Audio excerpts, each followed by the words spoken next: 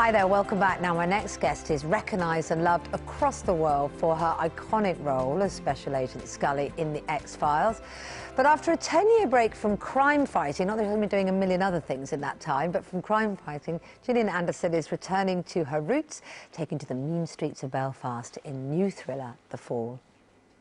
Things are different here. What? Well, that my Jesus is better than your Jesus stuff. Policing is political here, Stella. And it isn't at the Met? The victim's ex-father-in-law is a unionist MP. Morgan Monroe, unionist MP, ex-lawyer, chair of the Independent Policing Executive. I haven't walked in here totally unprepared. Good. We have nothing, Stella. The killer is out there somewhere, and we have nothing at all. So the killer is out there rather than the truth is out there this time. And Gillian joins me now. And that was you as DCI Stella Gibson. So what's going on there? Tell us about that. Detective Superintendent Gibson has been sent up from the Met up to Belfast to do a 28-day review on a murder case that may or may not involve a politician's son, so it's a bit complicated. And it's quite a common thing at 28 days when a case is at a standstill to have somebody from the outside, not necessarily that far outside, but somebody from the outside come in and kind of reassess things and look at what might have been missed. And so that's what she's come in to do. And the twist in this is that we know who the killer is right from the start. Yes, it's Jamie Dornan. Yeah. So that's an interesting way of doing it, because we've seen, well, Broadchurch, I suppose, being the example of where right until the last second you didn't know. So it's kind of flipping that on its head, isn't it? Well, we see Spectre, played by Jamie Dornan, as a serial killer. It turns out that she's investigating a serial killer.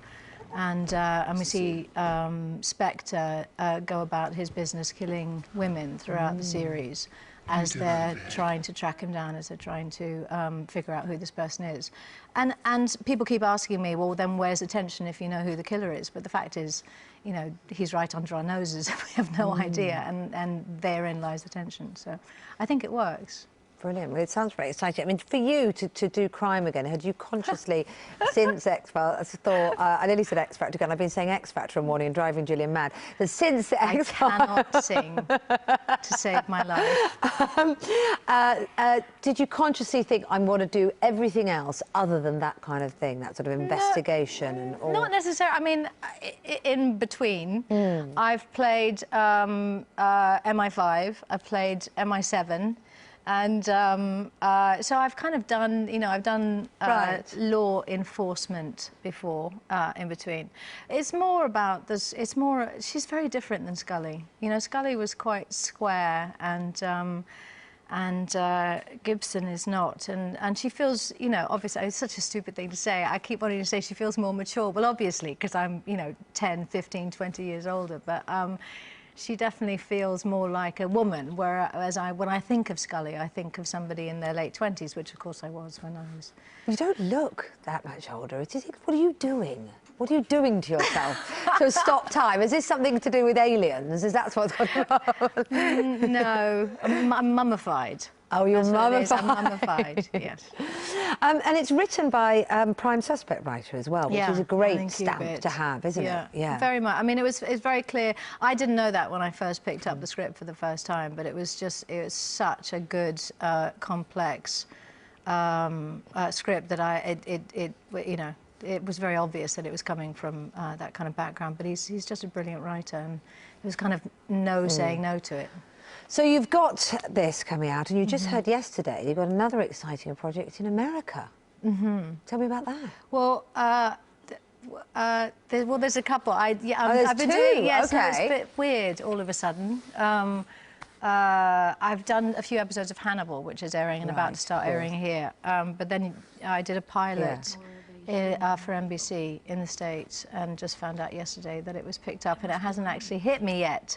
I don't know what that means to me and my life and everything, so I'm a little bit stunned, but yes. But it's, which is extraordinary, because we've seen you do so many things over here, including some brilliant costume dramas and all sorts of different sorts of roles, and roles on the stage as well. But in America, they're talking about Hannibal, and this is a kind of a big comeback for you since X-Files. Do you think that's because it had such a huge impact, that show?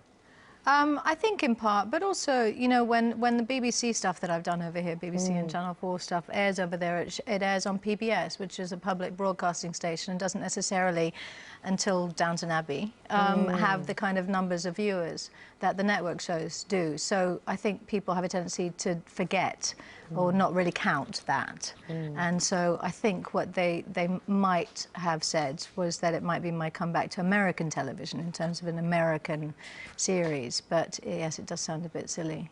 So life looks like it's going to get even busier right now, because you've already got 3 youngsters. Well, 2 youngsters and 1 18-year-old. Oh, right, okay. Yes. Yes, I haven't quite figured it out yet. It's a lot of juggling to do. It is a lot of juggling. And do you still do a lot of yoga and meditation to try and keep everything in balance? I'm just trying to get Sounds like I'm not going to have time for it. I'm just trying to get tips. Sounds like there's going to be no time at all. Maybe on the plane. Yes. No, that is the good thing about yoga, is you can kind of do it anywhere. No matter how small your hotel room in, you know, on the other side of the world, you can do yoga. Yeah.